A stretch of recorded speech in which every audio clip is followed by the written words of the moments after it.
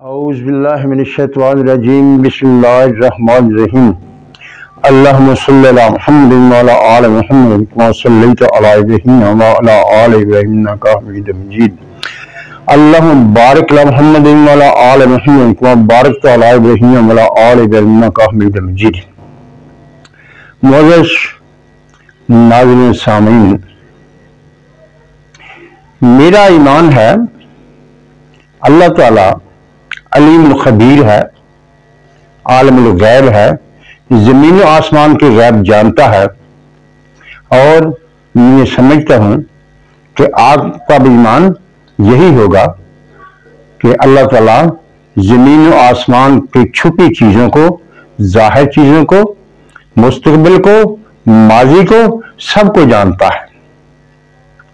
یہ بات میں نے سب سے پہلے اس لیے کی ہے کہ میں ایک ایسے موضوع پر آج بات کرنے والا ہوں جس پر ہم مسلمانوں میں اکثر اختلاف پایا جاتا ہے، لیکن میرے خیال میں صرف سمجھنے کے انداز میں فرق ہے، باقی ہم سب ایک ہی چیز کو مانتے ہیں، صرف بات کو بیان کرنے میں تھوڑا سا اختلاف ہو جاتا ہے۔ وہ کیا بات ہے؟ وہ ہے غیب، علم غیب، اظہار الغیب، خبر غیب، اظہار الغیب۔ غیب کے معنی چھپا ہوا ہونا ہوتا ہے، یعنی جو چیز سامنے نہ ہو وہ غیب کہلاتی ہے۔ اصطلاح شریعت میں غیب اسے کہتے ہیں جس کے بارے میں معلومات کسی ذریعے سے نہ جانا جا سکے، یعنی اس چیز تک پہنچنے کا کوئی مادی ذریعہ نہ ہو تو اس کو غیب کہتے ہیں۔ بڑا مسئلہ چلتا ہے کہ انبیاء کرام غیب جانتے تھے یا نہیں جانتے تھے، اللہ تعالیٰ غیب جانتا ہے نہیں جانتا ہے۔ آپ کہیں گے یہ کیسی بات کر دی لیکن نے اللہ تعالیٰ تو علم غیب جانتا ہے، سب کچھ جانتا ہے، اس سے کوئی چیز چھپی ہوئی نہیں ہے۔ یہی تو بات ہے، اگر اللہ تعالیٰ سے کوئی چیز چھپی ہوئی نہیں ہے تو اللہ تعالیٰ سے کون سی ایسی چیز غیب ہے جسے وہ جانے گا؟ یعنی مطلب یہ ہوا کہ اللہ تعالیٰ سے کوئی چیز چھپی ہوئی ہے ہی نہیں۔ جب اس سے کوئی چیز غیب ہی نہیں ہے تو وہ کیا جانے گا؟ ویسے اللہ تعالیٰ کو عاشی میں فرماتا ہے میں زمین و آسمان کے غیب جانتا ہوں، میرا بھی ایمان ہے، آپ کا بھی ایمان ہے، لیکن غیب جاننے کے لیے کسی چیز کا غیب ہونا تو ضروری ہے نا۔ جب اللہ تعالیٰ سے کوئی چیز غیب ہے ہی نہیں تو ہم کیسے ایمان رکھتے ہیں؟ دیکھیے ٹھیک ہے، ہمارا ایمان صحیح ہے، اللہ تعالیٰ غیب جانتا ہے۔ اب دیکھتے ہیں کیسے وہ غیب جانتا ہے۔ غیب ایک اضافی اصطلاح ہے، نسبتوں سے پیدا ہوتی ہے، یعنی اگر ایک چیز ہمارے سامنے ہوگی تو وہ غیب نہیں ہوگی، لیکن وہی چیز اگر ہم سے دور ہوگی، ہمارے رسائی سے زیادہ دور ہوگی تو وہ ہمارے لیے غائب ہو جائے گی۔ یعنی کسی چیز کا معلومات کے حساب سے، حواس کے حساب سے نزدیک و دور ہونے سے وہ ایک اضافی پیدا ہو جاتی ہے جو غیب کہلاتی ہے۔ اب ایک اور سوال پیدا ہوتا ہے، اگر ایک چیز جو ظاہر ہو جاتی ہے وہ پہلے غیب تھی تو کیا اس کو پھر بھی اس کو غیب کا نام دیا جا سکتا ہے یا نہیں دیا جا سکتا؟ اس کے لیے میں آپ کے سامنے ایک قرآن شریف سے آیت مبارکہ پیش کرتا ہوں جو آپ کو ظاہر کر دے گی کہ کوئی چیز ظاہر ہونے کے بعد بھی اس پر غیب کا اطلاق کیا جا سکتا ہے، بلکہ اس پر غیب کا اطلاق ہوتا ہے۔ اعوذ باللہ من الشیطان الرجیم بسم اللہ الرحمن الرحیم عالم الغیب فلا یظہر علی غیبہ احد الا من ارتضی من رسول۔ معافی دیجیے گا، یعنی عالم الغیب وہ اللہ عالم الغیب ہے، غیب کو جاننے والا ہے، اپنے غیب پر کسی کو غلبہ نہیں دیتا مگر جسے وہ چاہے رسولوں میں سے. یعنی اگر وہ چاہے تو رسولوں میں سے جس قدر جس کو جتنا چاہے دے سکتا ہے, لیکن ان کو دینے کے بعد بھی اس کا نام کیا رہے گا؟ غیب ہی رہے گا.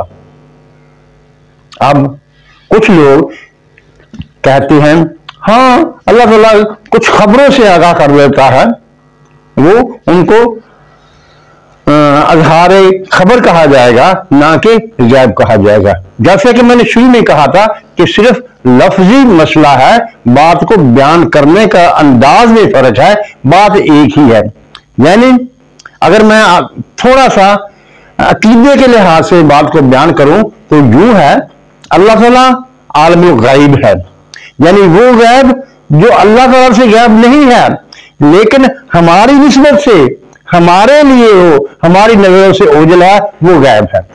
اللہ تعالیٰ ذاتی علم غیب رکھتا ہے, اسے کسی سے پوچھنے کی ضرورت نہیں پڑتی, نہ وہ کسی سے پوچھتا ہے. اس کا علم غیب اس کا ذاتی اور ابدی ازلی ہے. لیکن انبیاء کرام کو یا اپنے نیک بندوں میں سے اور وہ کسی کو کسی چیز پر مطلع کرتا ہے تو وہ اس کی عطا ہوتی ہے, لیکن اس کو عطا ہونے کے بعد بھی جب تک اس چیز کا اس واقعے کا ظہور نہیں ہو جاتا اس پر غیب کا ہی اطلاق ہوتا ہے. امید ہے آپ کو یہ بات سمجھ آ گئی ہوگی. لیکن اس کے بعد ایک میں اور مثال بھی آپ کو دینا چاہتا ہوں. حضرت عیسیٰ علیہ السلام,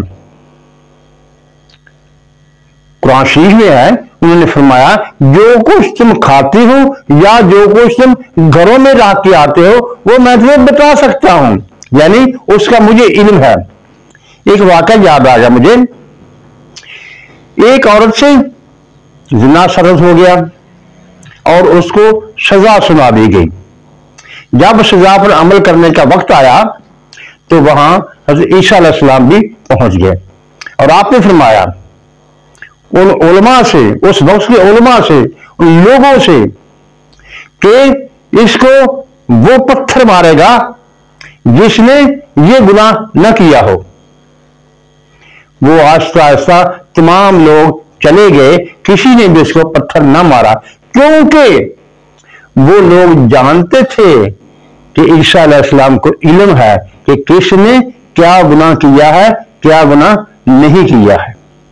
اسی طرح حضور اکرم صلی اللہ علیہ وسلم نے بھی ایک دفعہ آپ صلی اللہ علیہ وسلم منبر پر چڑھے اور خطبہ فرمایا جس میں ارشاد ہوتا ہے کہ حضور اکرم صلی اللہ علیہ وسلم نے دنیا کے بننے سے قیامت کے قائم ہونے تک سب کچھ بیان فرما دیا, اور جس کو جتنا زیادہ یاد رہا اس نے یاد رکھا, جو بھول گیا سو وہ بھول گیا. لیکن بات یاد رکھنے کی یہی ہے, کسی چھپی چیز کو, کسی آئندہ آنے والی خبر کو بیان کر دینا کوئی جرم نہیں ہے, کوئی شریعت کا اس پر جرم نہیں لگتا. اگر کوئی شخص یہ کہے کہ میں ذاتی طور پر جانتا ہوں, میں ذاتی طور پر مجھے یہ علم حاصل ہے, تو پھر وہ مجرم ہے, اسے سزا ملے گی.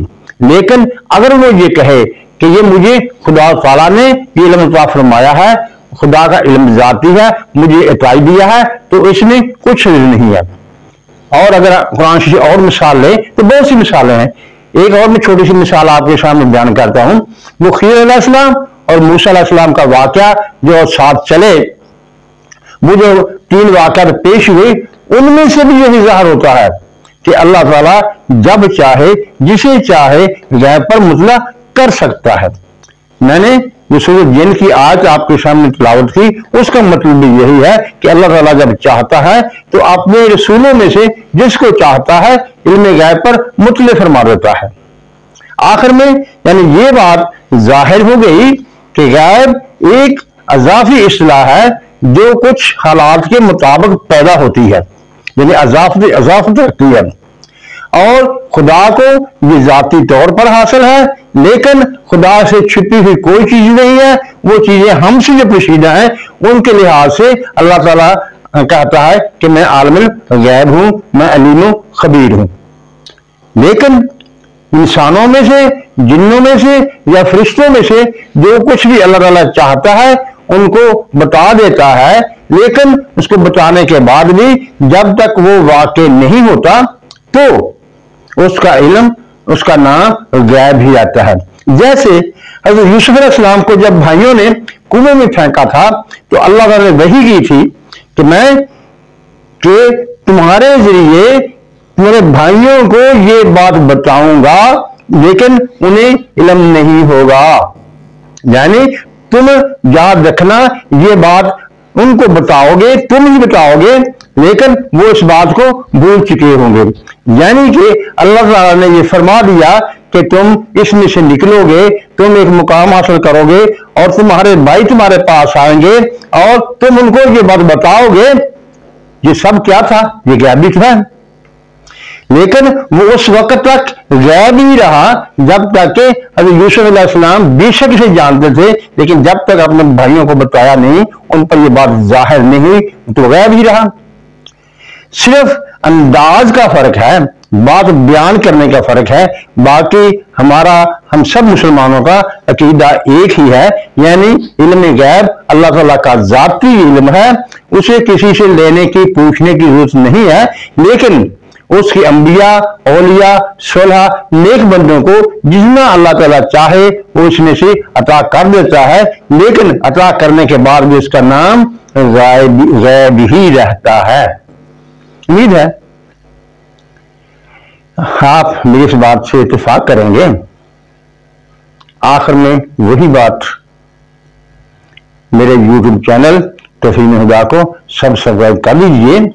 میں چاہتا ہوں، میں نے پہلے بھی کہا تھا کہ میں صرف وہ باتیں کروں گا جو ہم سب مانتے ہیں، ایمان رکھتے ہیں، اور ان کو ملا کر جو نتائج نکلیں گے وہ میں آپ کے سامنے رکھوں گا۔ امید ہے کہ آپ میرے چینل، یوٹیوب چینل تفہیم ہدا کو سبسکرائب کر لیں گے اور اس طرح سے میرا اور آپ کا رابطہ بحال رہے گا۔ خدا حافظ، والسلام۔